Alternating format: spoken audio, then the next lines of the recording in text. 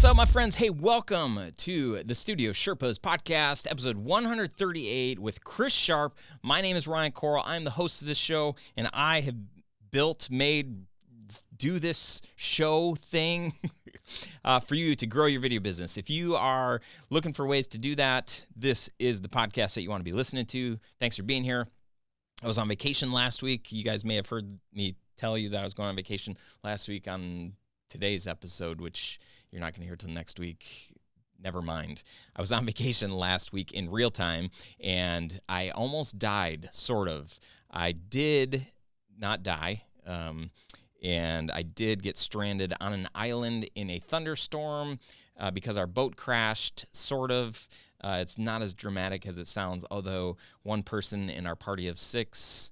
Hey, how many people were on Gilligan's Island? Was it 6 people? I think it was more than that. Anyway, long story longer. We didn't have our kids all week. It was an amazing vacation. The very first day of vacation, we had friends that lived on this lake that said we could borrow their pontoon boat. We borrowed it. We were so happy. And then a storm came, and we didn't know the lake. And I was not driving, thank goodness. But we did destroy the propeller, and it was during the lightning storm, and it was dark, and our wives were cold, and it was a night to remember. And I think I'll throw my little video, which I thought might have been the last video I ever made. I'll throw that in the show notes. So you're going to want to check out the show notes. Anyway, toil. This is a word this morning as I was reading, spending some quiet time before I came into work. And this word toil, not related to toilet, came to mind, and it reminded me how important rest is. And this is why I make it a point to go on vacation. This is why I'm really trying hard to not work Fridays. I've committed to this, and up until this point, I have not worked on Fridays. And this is forcing me, it's also allowing me to have more time during the week to be able to breathe and to have conversations that I just don't normally have while I'm at work, while I have work in front of me, while I have tasks and emails, things to do. Toiling means like endlessly working, like just nonstop, like going after it. And I remember early on in my video career, that is what I did. It was like endless toil. Always, if there was a second to export a file or burn a DVD, or if there was just something that I could do really quick, I would run into the office that was in our home, and I would do that, and then I would come back, watch the show with my wife or whatever we were doing. But I was always working, just felt like I needed to be hustling my life away, knowing that one day I didn't want to be doing all of this toiling. So a real short encouragement before we dive into this episode, which is an awesome episode. If you are toiling, create some type of boundary for your life. Create space where you can rest and rejuvenate. I love that word. And find some time to think about your business where you're not actually having to do the stuff in your business, or have time to not think about your business. And that's what your brain, your emotional, your physical being needs time to breathe and to not be working and toiling. And if you have like family and friends, they need you to not be working and toiling as well. That is a freebie. So if you are interested in creating a video business where you aren't going crazy, I want to invite you to a workshop that I'm hosting that's all about how to get clients that you're excited about, clients that have the kind of budgets that you want to be working with, and build a video business that can run without you in certain aspects, maybe for the whole business. Maybe that's like your big dream. If that's you, I want you to check out this free 60-minute workshop. You can go to studiosherpas.com/workshop and sign up for the workshop. How many times can I say workshop? That's it. That's not it for the episode. That's it for the intro of the intro. This episode with Chris Charpe is awesome. The dude is stellar. We talk about key ingredients for building a successful video business. We talk about how to be creative, even inside the boundaries of a process. That sounds so boring. And like, can you actually be creative and have processes and procedures inside of your building Spoiler alert, the answer is yes, but you're going to hear how and why and all of that stuff. Also, how being a filmmaker first and an entrepreneur second is sometimes our biggest advantage in having this business. Your business, my business. It's none of your business. Terrible joke. Dad jokes, I got them just all day long. And then finally, how Chris built a YouTube business to 5 million subscribers. Insane. Awesome. Tom Martin, we had him on a few episodes ago, another YouTube crazy, amazing guy. He introduced me to Chris. You are going to love this episode. If not, then sue me. No, please don't do that. But stick around to the end because Chris has an offer, totally free thing, behind-the-scenes thing that you're going to want to check out. I think you're going to be really interested in seeing that. So that's all I got. Let's dive into the episode now. What's up, guys? Hey, welcome to the Studio Sherpas podcast. This show is built. Am I yelling? I feel like I'm yelling at you, but maybe you need to be yelled at. I created this show to help you grow your video business. So whether you're just starting out, you've been doing this for a while, you're stuck, you want better clients, make more money. This show is all about that. And I share a lot of my own struggles.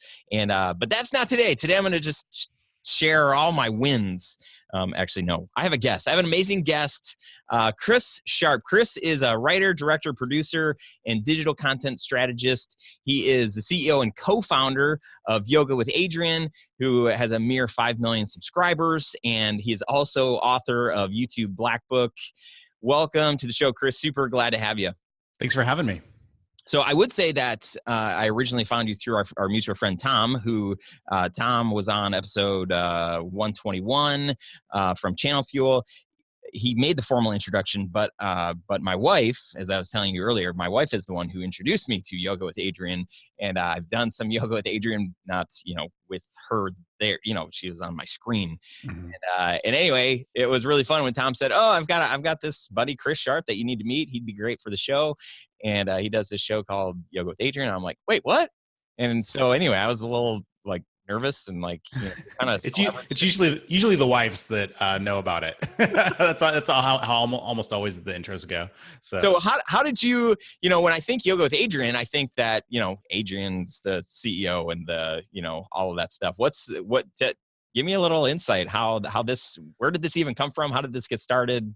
I actually started a YouTube channel prior to Yoga with Adrian. That one was called High Low Cooking, and this is when I was based in Austin. So all of these people like Hyla and Adrian are people that I'd worked with on independent film productions. So this was around 2009 when the economy was really bad and I'd kind of bottomed out on my indie film career, just figuring out how to make it financially viable for an adult to do that. Yeah. It just wasn't happening. And the movie that we had all worked on together that kind of fell apart, I'd spent all my money putting together the money to make that movie, and then it didn't. That's a whole other story. But the movie didn't get completed, and I was like, I have to figure out a way to make myself employable or just something that I can do to make money. And I just decided I was going to learn how to do this internet stuff and build websites and SEO and just get a boring job with insurance that would be just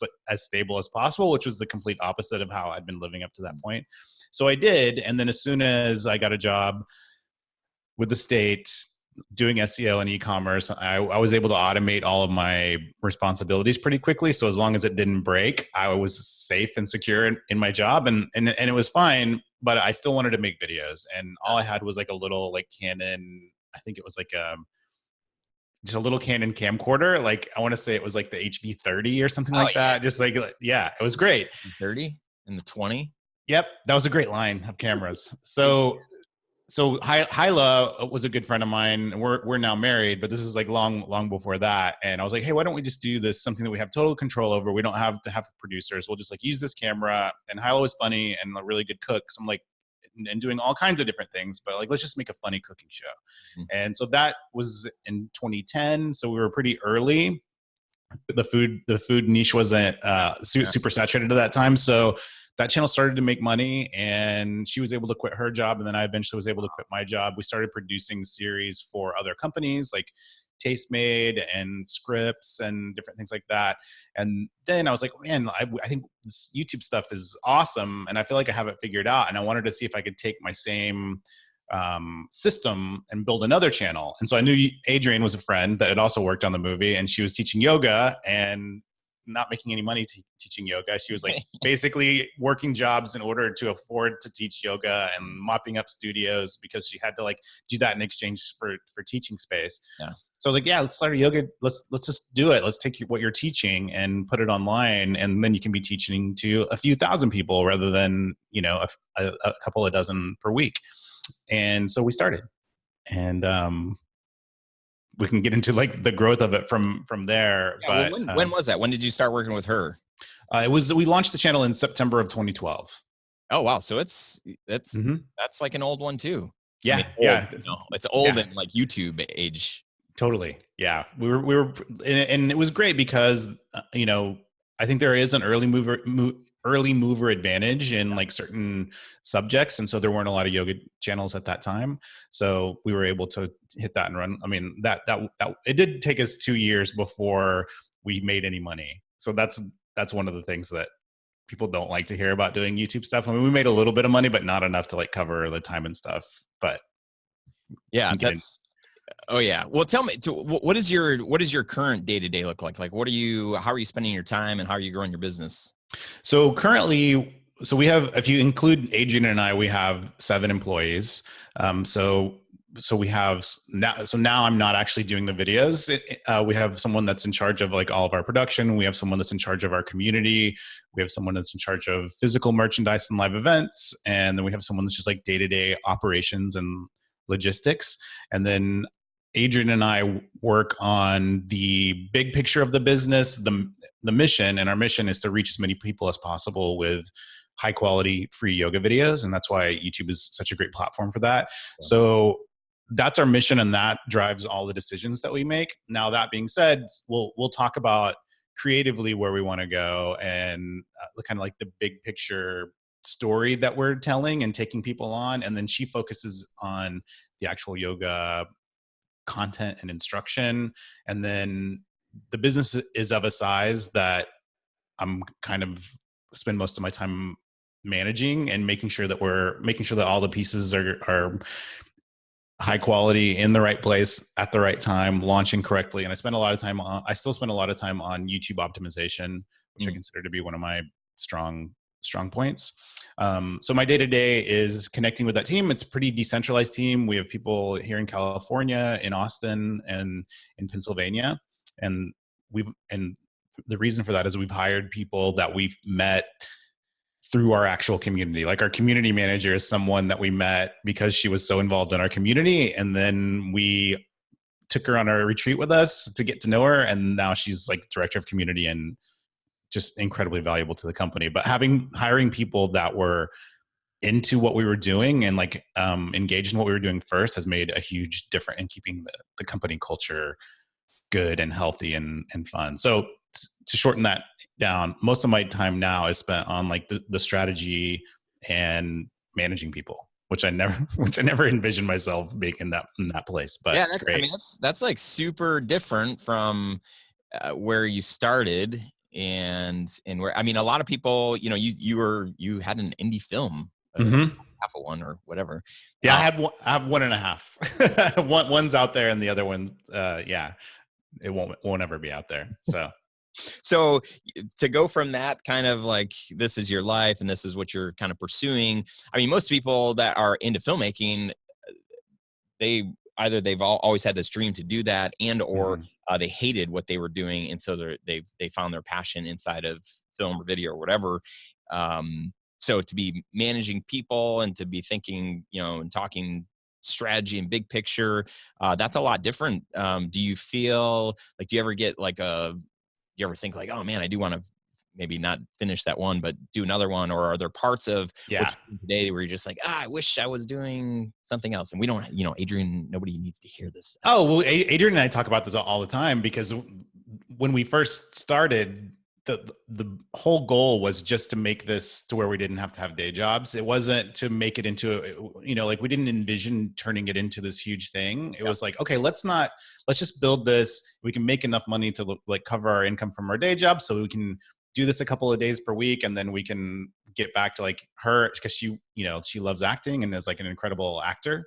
Oh, wow. So like that's still there, but at the same time, you've created something that has a life of and momentum all its own. But I still get out and shoot videos, and I love shooting videos. And when we go travel for like live events or like our retreats and stuff, I'll get a chance to shoot more then. And I often do go to Austin just to like supervise the shoots, but we've got such a great guy now that it's kind of pointless. So he looks at you and he's just like humoring you. Yeah. So I'm staying out of he does such a great job. I just stay out of his way. So when you do go out and about, like what camera, what do you have in your bag? GH5 and a GH5S. Nice. And so those are our favorite for travel, just because of the size. And I mean, like my Micro Four Thirds has its upsides and downsides, but man, the lenses for like the Lumix system, we just really love them. And I'll usually have some version of an RX100 in my pocket at all times. And so then we like just combine that all together. When we're in the studio, we shoot with C200s. Oh yeah. That's what we've got here at the studio. Yeah. Actually, I'm on the C100 Mark I. That's my webcam. Oh, that's great. Got a couple of Mark IIs, and then the C100 Mark II is still one of my all-time favorite cameras. If they just took that exact same camera and it was 4K, that's what I would use for everything. I love the ergonomics of it. I love just the way it operates. I love the C200 too, but C100 Mark II is my favorite for a really long time. Yeah, we got the C100 Mark I, like when it first came out, we got like 0% interest and just this like killer deal. And then it made sense to get the Mark IIs when they came out, and we've kept all of them. I'm like, it is not worth selling this camera for whatever we could get for it. So I'm like, I'm going to put it in the podcast room and just. That's great. Total course, man. I love it. I should do that with mine. I wasn't anticipating a video podcast today, so it was just a webcam. Yes, I know. Well, we got you anyway. Well, so you said in it, so many people do say this as well, like, oh yeah, I'm a filmmaker and I'm doing this stuff, and then realizing like all of a sudden, like, oh man, I kind of have a business, and like that was not your first intention or your priority. It was just to do this thing that you loved doing, which was video stuff. So when that happens, there's a lot of stumbling and a lot of mistakes and a lot of frustration. And like, I didn't want to be doing sales, and I didn't want to be doing operations and all these things that I'm just terrible at doing. I'm actually speaking to myself right now. What were some of the things for you when you realized like, oh my gosh, like this is like big boy stuff. Like I actually need to take this seriously and figure out how to manage the whole thing. What were some of the mistakes and struggles that you faced early on? I would say probably not hiring fast enough and just continuing to grind out, have that grinded out mentality where I still wanted to make all the videos. I still edited everything until like a couple of years ago, but it's just like not realistic, especially when you're doing like 30 videos in a month, in like we do in January. So I think my biggest mistake was not having, I didn't know where this was going to go. So I didn't know if it was going to continue to be profitable or not. So I was like hesitant to like bring on employees, but I would have brought on an operations person right away. That would be the first person that I would hire. And then the community manager role, and then probably production. But so it's hiring too slow really was the biggest mistake. Yeah, I think that is spot on. And for so many, when people ask me, they're like, oh, I definitely want to hire somebody this year, and like maybe sales, and I'm always like, like you really need to think about operations or an editor, right? Somebody that's, even if it's a freelance editor, somebody that you can, give 10 or 20 hours a week to, so that you're not editing for 10 or 20 hours, so that you can really be shooting more and or selling more and or doing other things inside of the business that are going to add to the bottom line. And you sitting behind the desk is not, in 9 out of 10 cases, is not making you more money, right? It feels like, oh, I'm saving money by not hiring somebody, but all of that time you spent behind the computer, revisions, all that stuff is just taking away from the thing that you probably, being, if you're a freelancer or you're the owner of your studio, you need to be the one you're the face, right? So most people are going to be connecting with you. They're not going to be reaching out to your editor for new work. They're going to be reaching out to you. So you need to be available. And if all you're doing is editing, so I totally, I hear you, man. I feel like, operations is huge. But for people that are a little bit, that's a pretty big hire to say like, hey, I need you to come and kind of manage all of this stuff. But editing is like one slice of that. It's a big slice, but it's something that you could just kind of start testing out with a project or a couple of different people and just see who you like, figure out the process of what it means to actually hire somebody and what to do when it fails miserably and totally stuff. But that's like editing is a great example too, because that's probably the most microscopic level of the business. So if you're sitting there like, oh, just fine tuning this edit and making it flow exactly the way that you want, and then, oh, I can make this a little bit better by adding adding another layer of polish on it. Like if you as one of the owners of the business are doing that, your business is probably like getting away from you in other areas, because you're like so focused in on this absolute micro level, and you have to be able to like step back and see the big picture for the health of the business and for for the health of the employees that you do have, if you already have some. So that I was definitely a bottleneck for a really long time. Yeah. Oh my gosh, dude.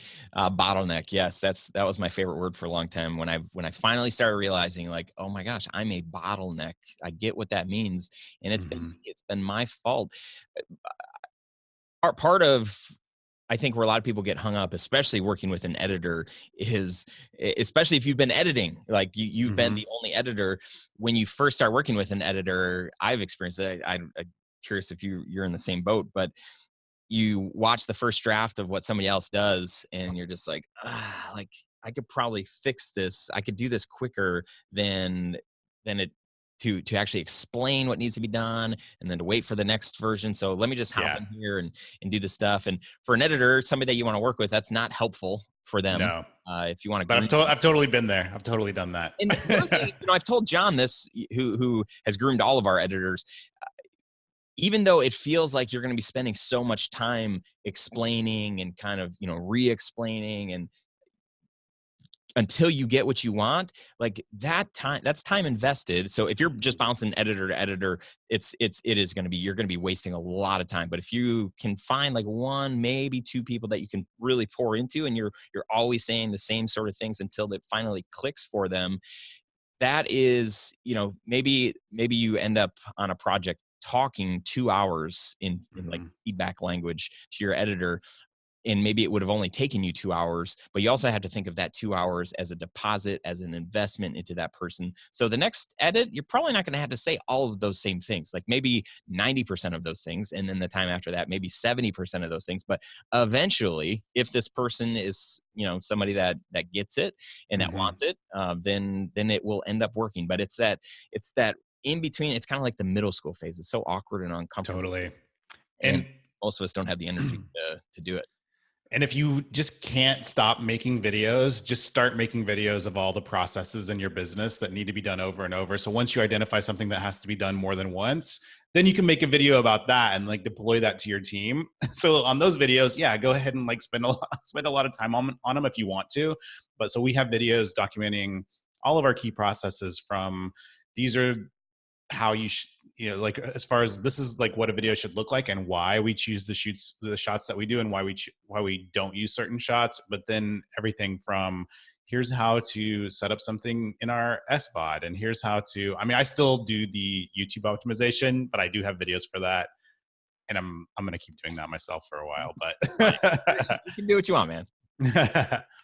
But make videos, make videos for all the processes and systems in your business, and then like put those somewhere that people can easily look them up and figure out how to do stuff. And then it's a great use of energy, especially if you love making videos. Especially the stuff that's repeatable. I mean, being creative isn't necessarily repeatable, but like, exporting, compressing, storing, all of that stuff is like the same, it should be the same. You should have a system for that. So totally. to make videos for that stuff is genius. That's great advice. Thank you for sharing that. I'm curious to know, like, where do you, and this is like total nerd question, but like, Yeah, where do you sure. store your process videos? We store them in Slack right now. So just because we don't do, we've pretty much eliminated an internal email and we do everything through Slack. So we have we have like the paid version of Slack, and then we have like a systems section, and we have the tutorial videos in there. Yeah, that's cool. I have thought with our Kajabi account, I've actually thought we have like unlimited. Same here. I have thought about that too, and we may do that. Everybody a membership, and then just create Mhm. like little courses or whatever, and Yeah. then make them pay for them. I'm just kidding. Your employees are like, I really want to know how to edit, but you're gonna make me buy this course. Hey, it's only $199.99. So how do you today, like, how do you measure whether a video opportunity that comes along the way, if it's something that will fly or not, if it's something that you guys want to be a part of or not?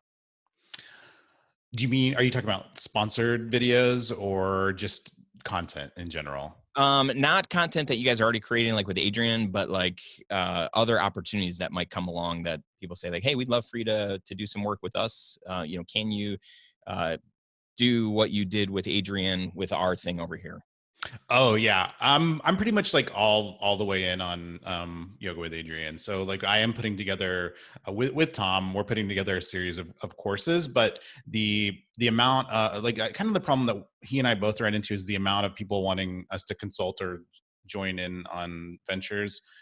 It was too many, so we decided to like put all this like information we've been using to consult with companies into courses. So now like this is what we would go through and do for a company. Now we're like building those into courses so people can just like go through those and then we'll do feedback. But yeah, I'm not really looking for other. Like yoga with Adrian is my full-time thing, and I love helping other people with their channels, but I'm not like at this point looking to do another channel. So the time that I do have for creative stuff, we're working on short films and stuff that's more for pitching to the entertainment industry. And even with yoga with Adrian, there's the opportunity that we may do some bigger shows that wouldn't be on YouTube that could appear somewhere else. So those are the type of opportunities that I'm looking for. But in general, I don't get involved with other people's YouTube channels. Yeah. If Yeah, that, that's cool. It makes sense, and it's good to know that, because I feel like when I've experienced success in the past, where my mind goes immediately is like, is this repeatable? Like, if somebody else reaches out, like, how can we do this for them? How do we? yeah, and that was what was on my mind when we originally had the cooking channel, and then I was like, okay, let's see if this is repeatable. Then we can just keep this going. But the way that yoga with Adrian has grown, like being on the front facing the front lines of that and seeing the positive impact that it has on the world, like it's become like very like much more important to me than I ever thought it would be when I see the positive impact that it's making. So and the size of it is bigger than something that I had anticipated being involved in. So now I do sincerely think this is one of the most significant projects that I'll be involved with like in my life. Yeah. So I want to, so it has my priority as far Yeah. on the business side of things. I love that, dude. Congrats on finding that, because I've been doing this for 3 years, the Studio Sherpas thing, and having had countless conversations. There's so many people that are still searching and trying to figure out like what is that thing, and the fact that you found it, that's super unique, and that's really special. So I just really want to honor you and just say that's awesome that Oh, you're. thank you. I think it found me rather than me finding it. Yeah, If we want to get a little woo woo on the podcast. I like it. But regardless, the end result is you have identified that as such, and you're not like, what else how can I, grow this or do this, whatever into something else. But like, no, this is it. This is where my heart's at. This is, Yeah. I want to be spending my creative energy and my business energy and all that stuff versus I'll use myself as an example. Like, we've had success with higher education. We've had success with a couple of small films or short films that we've done. We've had success, but like in all different industries. And so, I'm kind of always Mhm. like, oh yeah, this is great. But man, if like Studio Sherpas for me is this thing where it's like, oh yeah, this is one of those things where I'm like, Mhm. I kind of found this niche where if this was all that I ever did for the rest of my life, at least for like right now, I'd be like, oh, like 100%. I would love to just do this. It'd be amazing. That's how you know you're on the right path, and that's how you know where to invest your energy. So Dude, stop getting all foo or I woo. know I What, can't what help did you it. say? I'm just kidding. I'm just teasing, man. Well, what other, like, do you have any other dreams or things that you're pursuing in life? Yeah, we're like I said, we are pitching to studios and entertainment companies right now, like narrative projects, and we'll be going into production on a narrative series next year. So that I'll be producing and directing. So that's the like the pure creative filmmaking stuff goes into those projects. And we've been in LA 4 years now, just kind of building our network and working in that direction. And now a lot of doors are opening on that side of things. So um yeah, so like kind of the creative filmmaking side of stuff is going into those projects. Yeah, that's cool. Where do you, for you, like inspiration, like whether it's video stuff specifically or totally not, like where do you get inspiration? Movies for Yeah. sure. Yeah, that's the big one for me, movies. What's your latest jam? I just saw Once Upon a Time in Hollywood yesterday, finally, and really enjoyed it. But have you seen the new Lion King? I have not. I'm not a big animation person, so even though they say it's live action, I'm like, oh man, if it was like real lions running around, I'd go see it. I But swear they look like real lions. It is insane. Like I'm Mufasa. sure I've got a 4-year-old, so he says he's too scared to see it. Yeah, He says it's going to be too sad. yeah. I mean, So it's more scary than it is sad, But he's okay. he's on the right target. Maybe next year. Yeah. What do you feel like for people that are maybe in a spot where they're trying to figure out, like, what is one of the things that we talk about so much on this show, because I think it is so relevant and that a lot of us are constantly wrestling with uh, is landing on a niche and deciding like where to focus. Mhm. So for somebody, and I know there's probably not a formula of like, oh, you just got to do this and this. You even saying like, well, I feel like, Yoga with Adrian sort of found me. But what advice would you have for us as we stumble through this and try to think like, how can I narrow my focus when I just need business, whatever. Yeah, absolutely. And I think it depends on what you're like what you're trying to do. Like for people that are going into YouTube, like I always give the advice that YouTube is a search engine, and there's like research that you can do to find out what people are really looking for. So on YouTube, it's got to be something that you're passionate and excited about, because you got to make a lot of videos and you got to go through that time where it doesn't look like anything's happening. But there are, I mean, you can look at Google Trends to see if something's on the increase or decrease, just to kind of gauge the um, market for it. Mhm. But if you're not doing YouTube and you're just like doing business as a service to other businesses Yeah. or other people, I would try to like niche it down as much as possible and like figure out how you can provide, like, first of all, like figure out, whether it's like real estate or weddings or whatever, figuring out what your niche is within those niches. So if it's like real estate, maybe you're only doing real estate, like maybe you're in California and you're doing real estate videos to sell like homes that are like $15 million or more. Right. And so so then you can create your product and like, this is what I do. These are the type of shots. This is how I show your property. And by presenting yourself like that, then you give them, they're going to hire you. They're not going to hire someone that also does, $100,000 houses, Right. right? So I think like looking for an industry where there's a demand, and then seeing if you can niche it down as much as possible, but then also come up with a format that's replicable. That's like for YouTube and everything. You're not doing the same thing every time, but the thing that works and you can replicate it, because if you can replicate it, then you can start to scale it. Yeah. Yeah. That's really good. I mean, it's super good. I love this conversation. I love the idea of uh, picking a niche and then like, okay, like let's go a level deeper than that niche. Mhm. Because people will say like, oh, real estate. Yeah, I love using the drone and just getting some beautiful Yeah, shots. Okay, what about like just homes on lakes, right? totally. Or $15 million homes on Mhm. lakes. Mhm. It's like the Yeah. further. I had a student of mine send me a couple of videos. He's like, "Hey, I'm doing a lot of wedding work, but I really want to get into the craft beer market." I was like, "Dude, Mhm. that's a great niche." Uh, Mhm. and so I said, "What about like the alcohol-free craft beer niche?" Just kidding. I didn't.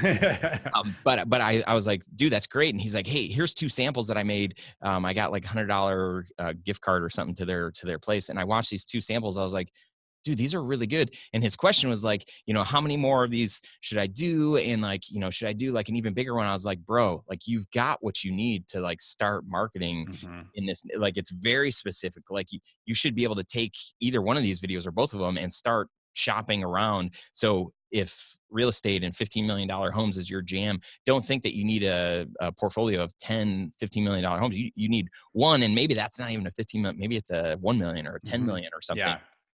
But you're only marketing to, or you're only meeting real estate agents that are selling $15 million homes and saying like, hey, here's a recent piece that I did. Don't show them the $100,000 house because they're going to be like, Sure. seriously, this is like not the same thing. But when I was doing weddings, I didn't want to just do any wedding. I wanted to do like high end luxury weddings where people were spending a crap ton of money, Right. because I knew if they were spending a crap ton of money on their wedding, guess what else they would probably have enough money uh, to spend on, and that was me, we were not a cheap investment for wedding film. We were Mhm. one of the most expensive, so we just found ourselves in the space of people that had a lot of money because that's who we targeted. And now, if you have an advertising budget at all, you could get that video of the craft breweries into just like into the feeds of people that just own or involve or manage like craft breweries. So it's like, oh, so you can target your message, maybe a little bit more expensive, but if you go super targeted on those, whether it's like high-end real estate, craft brewing, whatever, you can like actually get your stuff like right in front of those people. And since you're going after like a tiny amount, your lead acquisition will be a little bit higher per lead, but your overall budget will be much smaller. That's brilliant. What do you have experience with YouTube ads? A little bit, yeah, and that's something that we're getting more and more. That's a focus of what I'm working on now, because I know that we need to like we need to figure it out on a bigger picture strategy level rather than just using it to boost. Like we've used it in the past just to make sure there's like certain terms that we want our videos to come up for. So YouTube ads are really like the only what I would consider legitimate and safe way to like increase views. And we don't really do it to increase views. We just want to be on the page for certain things like yoga Yeah. for pain. We want to have our video coming up on like coming up at the top of that page, because we know that and we also, when we're talking about like going into a niche, we knew that we weren't going after the traditional yoga markets or cities. Even we're going after people that for whatever reason aren't comfortable going to an actual yoga class, whether it's like body image issues, whether it's financial reasons because it can get very expensive. We have a lot of people that have post-traumatic stress disorder and can't go to an actual place where Mm. people go to an actual yoga studio. It just makes them incredibly uncomfortable. So we wanted to reach out to people that were new to yoga and not necessarily in areas that were already being very well served. And because the idea is like, these are all the tools you need. I mean, yeah, you need a mat probably, but you don't absolutely have to have one. You could use a towel or whatever. And then you just start building. These are all like the building blocks of knowledge you need to put together a home practice. Mhm. And nobody was going after that market at the time. Everyone was going after the sexy yoga, super young sexy yoga on the coast, or or in New Yeah, York, or that yeah, kind of stuff. Nobody was going after like, okay, we're hitting like the middle of the country with people yeah. that are interested. So we have a lot of videos that are cultivated because we know what those people search for. So we know that the people we're looking for a certain type of person.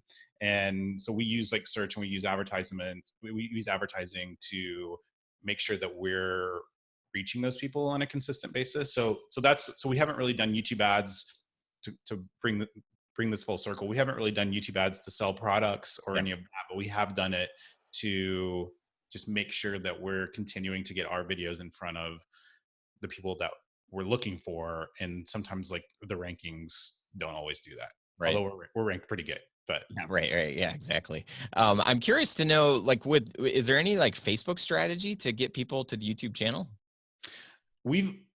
There used to be, but we've pretty much pulled off of Facebook. We're not really doing that much on Facebook now. We used to have our communities there. We moved those off.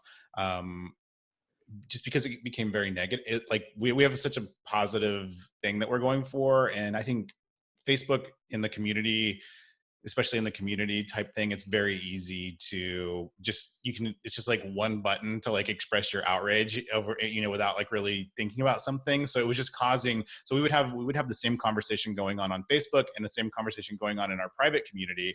And in the private community, it's like very constructive and helpful, and people are very compassionate, where the same exact thing on Facebook just turns into a crazy vitriolic exchange. So we have like started pulling off of Facebook, and we haven't done much advertising on Facebook. We're pretty much, we have a Facebook page, but all of our groups are gone, and we don't really try to drive. It's hard to drive traffic to YouTube from Facebook. Facebook doesn't really like YouTube and the videos. And we didn't like the way that Facebook Watch was working with the ads. So yeah, I was curious. Any more information than you wanted on that one? No. That is super interesting, because even as I think about Studio Sherpa stuff, it's like, we've got a YouTube channel and we've got Facebook, and we are doing Facebook ads, but haven't jumped into YouTube, and just curious if there's any sense in cross promoting, and probably not. So we do cross promote quite a bit from Instagram. So, which is technically Facebook, but a little different. but Instagram, we send a lot of traffic from Instagram, just especially stories. Nicer people on Instagram. Yeah, I think so. Well, tell me, I was excited when you mentioned something that you might have to share with our audience. Tell us more about what that is. Yeah, absolutely. So so every January, and this is actually some backstory on this. We'd been doing the channel for about 2 years, and we weren't making any money. So like we decided to put together a digital course, and we hadn't done anything like that. This would be a course that wasn't available. It wasn't videos that were available on YouTube. So this was just like a 4-video course with some supplemental content. It was designed to be like a January reboot. We called it Reboot. So we did that. So we created that course. I didn't even know how to sell a course at that time. There was no Kajabi at that point. So I didn't know how to sell a course, figured out a way to do it. And we sold a course. And that was the first significant revenue that we made. And that's what really like kind of got us on track for the following year. But it was such a great experience to go through this series with the community of people all over the world that we decided we wanted to try to do it the following January for free on the YouTube channel, a new video every day with accompanying emails. And that's what really like just caused us to grow like crazy. Like the first 30-day challenge that we did was, so I put together a free like case study on how we did the 30-day study, 30 days of yoga, the first one, and what that has caused, what kind of type of growth we've seen year over year on that, because it's always a huge spike, and then we have a new baseline of views in the following year. So this case study, and you can go to chrissharp.com/Sherpas to get that. Ooh. And it's just a free download that like talks about the 30 Days of Yoga series and why we do it, how we do it, and the positive results that we've seen. This is how we do it. Sorry. I'm sort of like Michael Scott. Actually, that's more like Andy Bernard. So if you are listening and you're wanting to do a yoga channel, just kidding. I was asking Chris, I was like, so I was trying to figure out how this would be helpful. And as we unpacked it, I was like, oh, this is super helpful. So if you have a niche and you're like, man, I really want to work with these kind of people doing something like this 30-day challenge. I mean, it could be 3 days, 10 days, 30 days, 365 days. 7 days. Eyeballs out. Yeah. But doing a challenge like this is a great way to build your list. And if you've ever heard me talk about, how we've built courses, we have a course partner that's not Studio Sherpas related, but Studio Sherpas related, where we partner with this woman, Susan, and do a lot of stuff with her. If you have any desire to grow your email list where you can get, that is, your email list becomes gold, because these are the people that are interested in you, interested in what you're doing, want to hear from you because they've taken some sort of action to sign up for a free PDF. We just finished a video course that it's all about storytelling and the importance of it.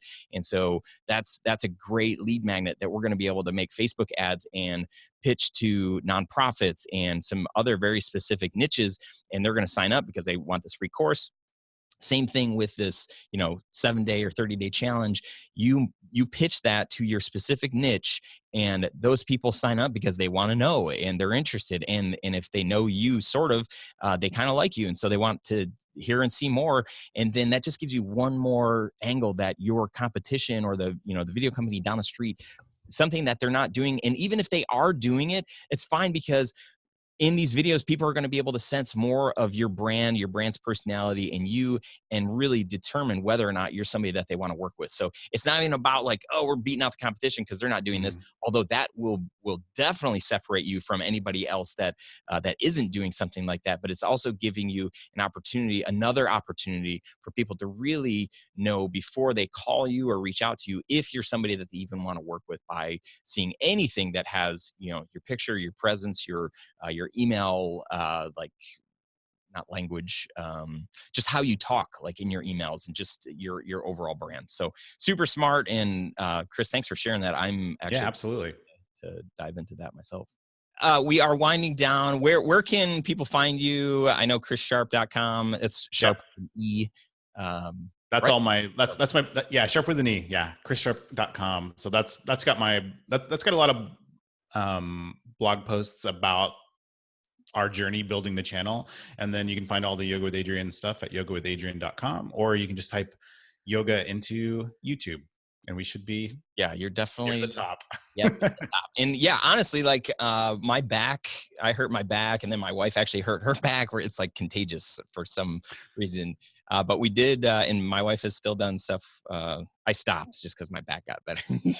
Well, I mean, it's incredibly valuable for anyone that works at a computer. If you just take the basic videos, like if you work at a computer very much, especially if you operate a camera, like I work on film crew, like indie film crews on the, occasionally, and I'm always amazed at it's like, oh, I forgot like what a strain that is on your body, and not like in a traditional way, just little weird things in your shoulder or hip or whatever. And then like this stuff really does work. I've recommended the yoga for psoas video to like tons of people in the film industry here, and it's been very popular. And so if you do anything, if you're carrying around, lugging gear around, operating a camera, even a short basic video, you could do that like a couple times a week, and you would see a positive result. Yeah.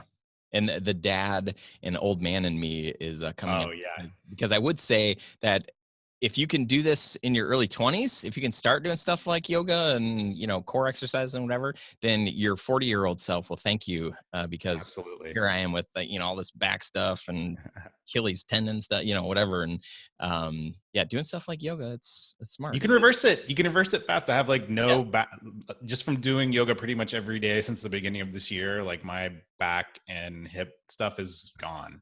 It's you.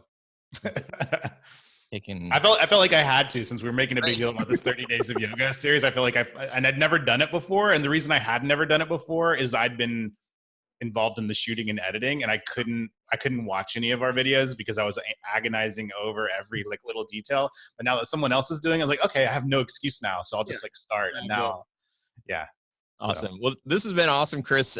What can you leave us with? If somebody learns one thing from today, or takes one piece of wisdom away from you, what can you leave with us? I would say look for ways to turn everything into systems so that you can replicate it and that you can keep moving forward and not getting bogged down on the little stuff. If you look at, like, even with our very early videos, we're like, okay, this is what we can make, because we didn't even have 2 cameras at the time. I had to like cut and walk in and get a close up, cut, walk back to them, and like, but we'll make this 1% better every time, even though I'm not happy with how it looks now. So all of our videos, all of our like video formats have intentionally been designed to be a system that we can slowly improve and each time we do one. And that's the same way that we're running the business now. We look for ways to turn everything into systems so that there's no bottleneck in the business, and I can even go on vacation and things work. Yeah. For the first time in like 7 years. So. I love it, dude. Congrats. That's super advice. And there's one person listening that's like, systems, like, okay, yeah, maybe for like how I organize my folders or something like that. But like, my creativity, there's no system for that. But I will say that there probably is. There are things that you do on a day-to-day basis that can create opportunities for you to be creative. And so that means like maybe like getting enough sleep, maybe drinking a cup of coffee. I don't know if you knew this, but coffee actually triggers something in the brain that makes you sort of creative. So that's why I drink so much coffee. That's my excuse too. Yeah, totally. But there are things practices that you need to do in order to, or you should do, or unless you're just always creative and you always have a bunch of ideas. But there are things that you can actually do on a day-to-day basis to create opportunities for creativity. Lots of creativity and creative there, but I think that's true. You agree? And sometimes limitations, I find like self-imposed limitations are like the biggest boost to my own creativity. So that goes to like the framework for, we have a framework for each of the types of show that we do. Like some of those are only on our membership platform, but we have a format for each one. And so like just knowing what that format is actually gives the talent a fixed stage to work within, a fixed container to work within. And so I think that's actually what helps Adrian's personality come across so much in the videos. We're not like reinventing the thing every time. We're like, she knows what the frame is, she knows how it's going to all flow, and then within that she can do her thing, and we can do our thing to like continually make the image and audio better. And then when we go out and travel, we get like totally creative, but it's still got to be done and uploaded by Friday. So. Yeah, that's really good. Man, I hope you're taking notes if you're listening. Chris, this was great. I'm so glad that we got to do this. Me I'm too. gonna brag more to my wife, and she's just gonna be like, until you get Adrian on the show, I don't care about the guy doing videos for the show. And I'll see what I can do. She'd be like, what am I doing on the show? It's really for my wife. Talk about it. So this is great. Thank you a ton. And I think one day maybe I'll see you at a Kajabi conference or something like that. Did you go to the last one? Oh, dude, it was awesome. So I've had so many people on the show. I just had Roger Love. I just had Roger Love on the show. Oh, wow. Do you know Roger or no? Well, I saw his presentation at the last Kajabi conference, and it was incredible. Oh my gosh. And so having him on the show, I was like, this is so, I was smiling and laughing like the entire time. Well, I'll be there. If they have it again, I'll be there and we can meet up in real life. So many good people and tons of inspiration. So anyway, thanks for hanging out with us today, Chris. Thank you. Really, really appreciate your time. Congrats on all your success and look forward to lots more stuff from you. All right. Thanks for having me. All right, buddy. All right, thank you so much for hanging out. That was episode 138. If you are interested in the show notes, you can go to studiosherpas.com/138. You can get all the links to the stuff that Chris and I talked about. You can see the crazy video of before I crashed in the boat. You don't actually see the crash, and it wasn't super dramatic. It was like we ran into rocks that were in the water, so it was like this, but crazy. Anyway, so seriously, if you want to take a next step, if you're just like, yes, like everything I'm hearing you guys say, this all sounds good, but what do I do? How do I charge more money? How do I get better clients? Please check out this free workshop where I'm going to dive into all of that stuff, and you can do that at studiosherpas.com/workshop, totally free, and would love to see you there. That's all I got. We've got some awesome episodes coming up, a couple that I've already recorded and some that are on the list to record. You're welcome, because these people I'm going to introduce you to are amazing and have great stories and lots of good stuff for us. So that's all for now. Thanks for hanging out, and I'll talk to you soon. See you guys.